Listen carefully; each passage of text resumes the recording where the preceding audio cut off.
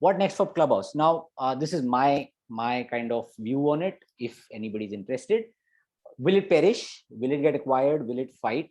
It totally depends on what it does next, right? It does depend on what it does next. If it stays where it is, most likely it will become an also ran, right? It will not degenerate, but it will not be the Clubhouse that people know it for. They will try and do it because it has backing from Anderson Horowitz, so they will ensure that they get the custom, they get those celebs to come and have those conversations only on Clubhouse. But there's a limit to how much you can do that. Another company which was in a very similar spot was Snap. I'll share those links about Snap and the story that has played out for Snap since the time in 2017 when it was on the verge of collapse. And there are 2 or 3 articles. If you're interested in it, do go through it. So she's Shira Ovide is a former Bloomberg and now New York Times reporter, covers tech. And this is in 2018 when she was like, why can't Snapchat emulate? Now, this is the conversation they were having then. Snapchat didn't want to do ads within their stories feature. Jump to now this year, and Spiegel says that stories, so Instagram copied stories and made it mass market, but that had a positive impact back on Snapchat, and Snapchat started adopting ads. So it doesn't mean that if you have competition you're going to roll over and die just because they have exactly the same features. Sometimes what happens is, because there is competition in that space, it validates that space and opens it up for you to a larger set of audiences as well, or to more businesses, right? Earlier, Snapchat was not doing ads. It picked up on ads. It put ads in those stories. And now today it is the largest revenue source for Snapchat. That is a very interesting thing to think about, right? Just because competition comes in, copies your features, that doesn't mean that things are done, everything is doomed. In fact, that's a great validation that what you're doing has immense value. And then you have to obviously see what the competition is doing. And if you want, you can copy it. Copy as in you get inspired by it. So I do feel it does depend what they do. If they stick to what they're doing right now and keep distraction free and all of that, I don't think they have much hope, especially from a creator's perspective. Listeners, yes, you'll keep getting listeners, but if the content that is getting creators is not great, the listeners will kind of after a point there'll be a decay on it. So they have to focus on the creators is what I feel. Niche, I think we talked about it. The thing is that there's a very nice book called CEO Factory, right?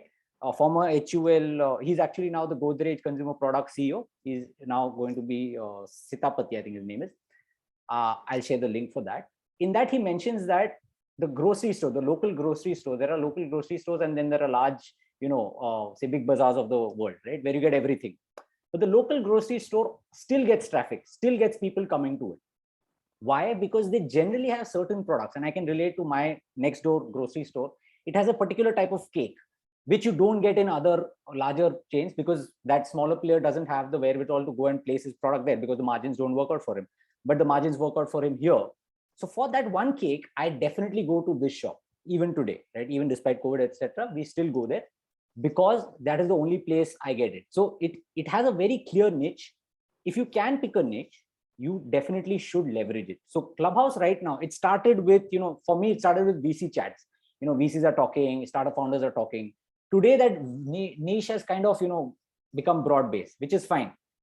Either it picks one niche and then goes up, and that can be basis age, that can be basis, interest, that can be anything, and leverages that. It is very, very important. So Snap, for example, it did exactly that. It went after the youth as in the guys who find Instagram boring, right? That youth.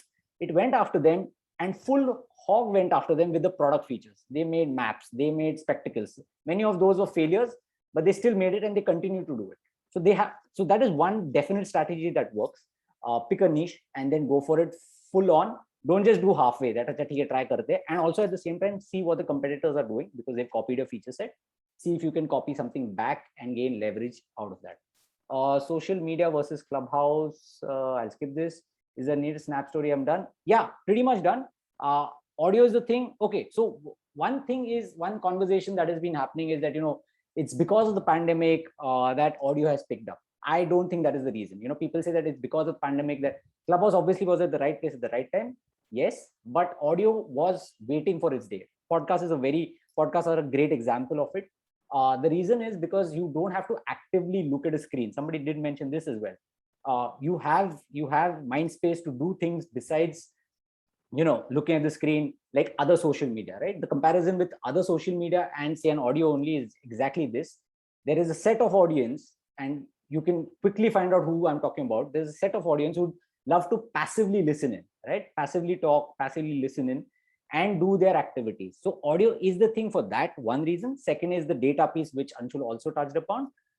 There is immense data and immense engagement numbers. So when I say engagement numbers for advertisers, and that is why Spotify is investing so much into podcasts, is that the engagement numbers are so high.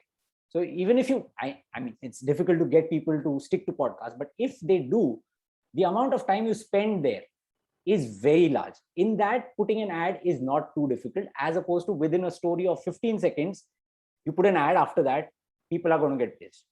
So that is why the audio piece is very, very important. I'm sure it's very evident now, but I think it's going to be a story that will play out for some time to come, right? And audio chat is here to stay. In what form, in what shape, whether Clubhouse goes into niches or not, we'll come to know. I think it'll be exciting time to see it happening.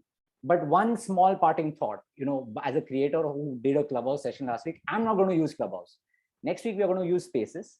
And the reason being that we were hoping to get people outside of a network into our room, right? We didn't want our own people to be there and we have a conversation that we could do on any platform. So that is the reason why we are going to try Spaces and see what happens. Also, it's a very much more subtle product. It sits in very, very well if you encountered Spaces. And there are ways for engaging with the audience beyond just chat, right? There are reactions, etc. So there's a lot of work that Twitter needs to do. But that is my own personal story. That's what we are going to do. We are not going to use Clubhouse because discovery, as I mentioned, right, is a hassle. And I have no visibility on who's interested, who's coming, who's not coming.